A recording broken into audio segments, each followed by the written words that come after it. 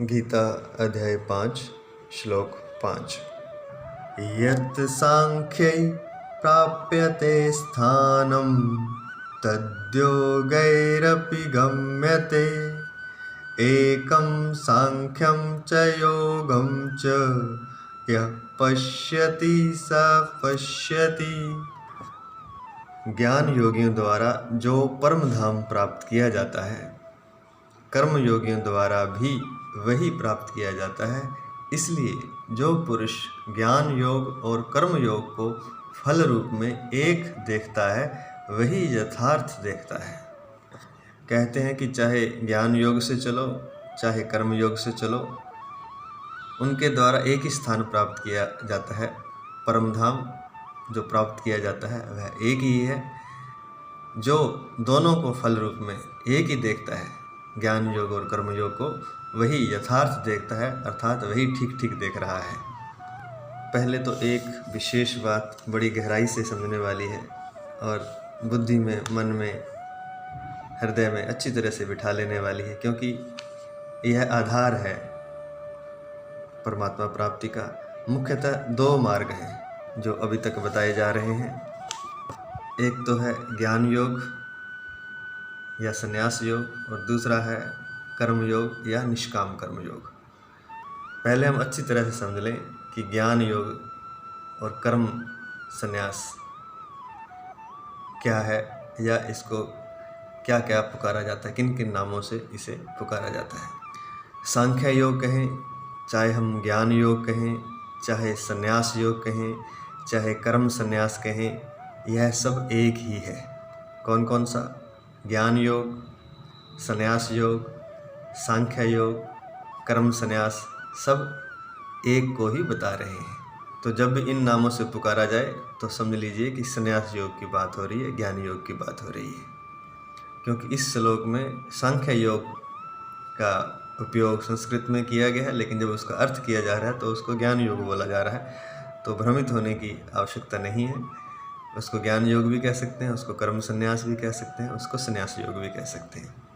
और इस ज्ञान योग या संन्यास योग में या सांख्य योग में क्या होता है कि मन, इंद्रियां और शरीर द्वारा होने वाले कर्मों को, क्रियाओं को पूर्णतया त्याग दिया जाता है।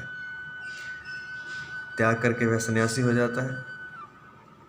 या फिर अगर थोड़ी बहुत मन की या इंद्रियों की या शरीर द्वारा होने वाली कुछ क्रियाएं बच जाती हैं, क्योंकि सब कुछ त्यागने के बाद भी, जैसे पीछे बताया जा चुका है, कि कुछ कर्म तो करेगा शरीर को जीवित रखने के लिए।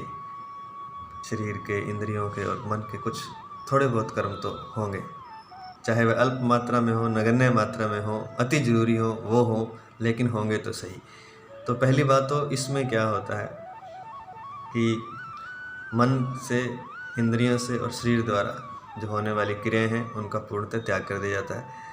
और अगर कुछ बच जाता है तो उसको फिर कर्तापन का अभिमान नहीं किया जाता। अर्थात जो भी थोड़ी बहुत क्रियाएं बचती हैं उसमें यही समझा जाता है, यही माना जाता है, यही दृढ़ किया जाता है कि मैं करने वाला नहीं हूँ, करने वाला वो ही है, मैं एक निमित्त हूँ। करने वाले भगवान कृष्ण हैं, परमात्मा है, सर्वशक्ति है, मैं तो निमित्त मात्र हूँ।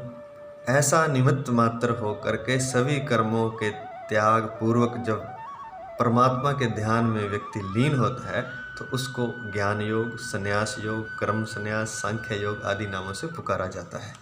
और इसमें मैं करता नहीं हूँ ऐसा क्यों मानते हैं कि मैं निमित्त हूँ मात्र?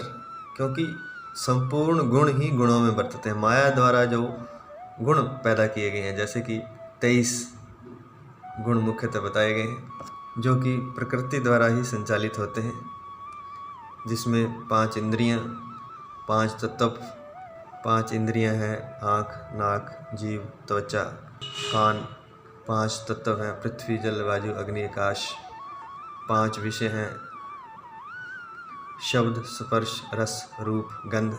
5 कर्मेंद्रियां हैं, हाथ, पैर, मुख, लिंग, गुदा। 5 महाभूत, पृथ्वी, जल, अग्नि, वायु, आकाश, और इसके अलावा मन, बुद्धि और अहंकार। ऐसे ये 23 हैं, इनका नाम है गुण विभाग। और जब जो परस्पर अपने आप एक दूसरे से क्रिया करते हैं तो उनका नाम है कर्म विभाग। तो जो ज्ञान योगी है, जो संन्यास योगी है, वह जानता है कि गुण ही गुणों में वर्त रहे, अर्थात प्रकृति ही इन गुणों द्वारा क्रियाएं करवा रही है, कर्म करवा रही है, या इनको प्रकृति ही चला रही है। इसलिए वह इसमें कर्ता नहीं बनता है। उसे पता है मैं नहीं हूँ करने वाला, तो वह निमित्त हो जाता है और कर्मों को यथासंभव त्याग कर और कर्तापन के अभिमान से रहित होकर परमात्मा के चिंतन में लीन हो जाता है। इसी को कहते हैं ज्ञान योग। और दूसरा रास्ता है जिसे कर्म योग कहा जाता है। इसको निष्काम कर्म योग भी कह सकते हैं,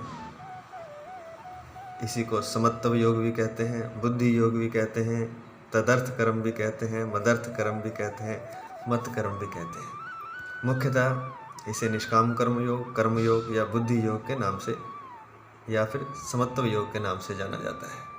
इसमें साधक क्या करता है कि वह संसार में रहते हुए कर्मों का त्याग नहीं करता है। कर्म वह करता है, चाहे वह गृहस्थ ही हो, चाहे वह गृहस्थ जीवन को अपनाता हो, लेकिन वह कर्म करता है। पर क्या करता है वह कि कर्मों में फल और आसक्ति को त्याग देता है। कर्म फल में और आसक्ति में उसकी कोई रुचि नहीं होती। फल जैसा भी आए वह उसे स्वीकार होता है और किसी कर्म के प्रति या फल के प्रति उसकी आसक्ति नहीं होती, अर्थात मोह नहीं होता है कि मैं यह विशेष कर्म ही करूँगा।